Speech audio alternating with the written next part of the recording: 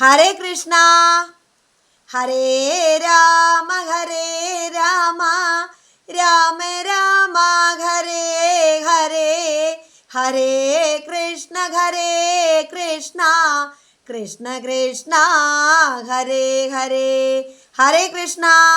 എല്ലാവർക്കും ഹൃദയം നിറഞ്ഞ സ്വാഗതം ആശംസിച്ചു കൊള്ളുന്നു. ഇന്നും ഒരു ക്ഷേത്ര ദർശനത്തെക്കുറിച്ചുള്ള അല്ലെങ്കിൽ ക്ഷേത്ര പരിചയത്തെക്കുറിച്ചുള്ള ഒരു വീഡിയോ ആണ് ഇന്ന് ചെയ്യുന്നത്. എല്ലാവരും പൂർണ്ണമായിട്ടും ക്ഷേത്രങ്ങളെക്കുറിച്ച് കേൾക്കുമ്പോൾ ഒന്ന് സപ്പോർട്ട് ചെയ്യുക. ഭഗവാന്റെ അനുഗ്രഹവും എല്ലാവരിലേക്കും ഉണ്ടാകട്ടെ എന്ന് പ്രാർത്ഥിക്കുന്നു. ഇന്ന് നമ്മൾ പറയാൻ പോകുന്ന ക്ഷേത്രം സ്ത്രീകൾക്ക് രാത്രിയിൽ മാത്രം കയറാവുന്ന ഒരു ക്ഷേത്രത്തെക്കുറിച്ചാണ് ഇന്ന് പറയുന്നത്. എല്ലാവർക്കും അറിയാമായിരിക്കും അല്ലേ? അതായത് ആ ക്ഷേത്രത്തിലെ തിരുവത്താഴ പൂജയൊക്കെ കഴിഞ്ഞതിന് ശേഷം സ്ത്രീകൾക്ക് അകത്തേക്ക് കയറുവാൻ പ്രവേശം കിട്ടുന്ന ഒരേ ഒരു ക്ഷേത്രമുണ്ട്, തളിപ്പറമ്പ് രാജരാജേശ്വര ക്ഷേത്രം. രാജരാജേശ്വര ക്ഷേത്രം പരബ്രഹ്മ സ്വരൂപിയായിരിക്കുന്ന ആ മഹാദേവന് ധാരാളം പേരുകളുണ്ട്. അതിലൊരു പേരാണ് രാജരാജേശ്വരൻ. ആ രാജരാജേശ്വരൻ്റെ പേരിലാണ് ആ ക്ഷേത്രം അറിയപ്പെടുന്നത്. അപ്പം മഹാദേവനാണ് അവിടുത്തെ പ്രധാന പ്രതിഷ്ഠ. എന്നാൽ മഹാദേവനായിട്ട് പ്രത്യേകമായിട്ടുള്ള വിശേഷങ്ങളൊന്നും തന്നെ അവിടെ ഇല്ല എന്നുള്ളൊരു സത്യതയുണ്ട്.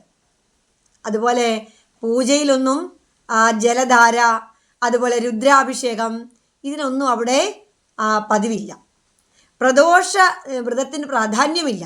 എന്നാൽ ബുധനാഴ്ച ദിവസം വിശേഷ ദിവസമായിട്ട് ആചരിക്കുന്നുമുണ്ട്. കേരളത്തിലെ പുരാതനമായിട്ടുള്ള 108 ശിവക്ഷേത്രങ്ങളിൽ ഒരു മഹാദേവ ക്ഷേത്രമാണ് രാജരാജേശ്വര ക്ഷേത്രം. ദക്ഷിണേന്ത്യയിലെ ശിവക്ഷേത്രങ്ങളിലെ ഏതെങ്കിലും ക്ഷേത്രത്തിന് ഏതെങ്കിലും തരത്തിലുള്ള ദേവപ്രശ്നങ്ങൾ വന്നു കഴിഞ്ഞാൽ രാജരാജേശ്വര ക്ഷേത്രത്തിൽ വന്ന് കാണിക്ക അർപ്പിച്ച് കഴിയുമ്പോൾ, ഭഗവാനോട് പ്രാർത്ഥിച്ച് കഴിയുമ്പോൾ അവരുടെ ആ ക്ഷേത്രങ്ങളുടെ പ്രശ്നങ്ങൾ മാറുന്നു എന്നുള്ളൊരു പ്രത്യേകത കൂടി ഉണ്ട്. അപ്പം തെക്കേ ഇന്ത്യയിലെ ക്ഷേത്രങ്ങൾക്കൊക്കെ പ്രധാനമായ സ്ഥാനമാണ് രാജരാജേശ്വര ക്ഷേത്രത്തിൽ എന്നുള്ളതാണ്.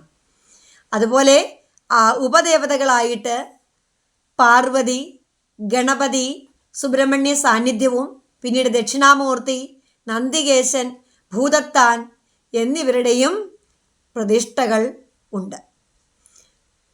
കൂടാതെ മാടായിക്കാവിലമ്മ, അതായത് ചെറുകുന്ന് അന്നപൂർണേശ്വരി മാടായിക്കാവിൽ ഭഗവതി അമ്മ എന്നാണ് പറയുന്നത്, മാടായിക്കാവിലമ്മ എന്നീ ദേവിമാരുടെ അദൃശ്യമായ സാന്നിധ്യവും അവിടെ ഉണ്ടെന്നുള്ളതാണ്. അപ്പോൾ കുംഭമാസത്തിലെ ശിവരാത്രിയും മേടമാസത്തിലെ ശിവരാത്രിയുമാണ് ക്ഷേത്രത്തിലെ പ്രധാനമായിട്ടുള്ള ആണ്ട് വിശേഷങ്ങൾ.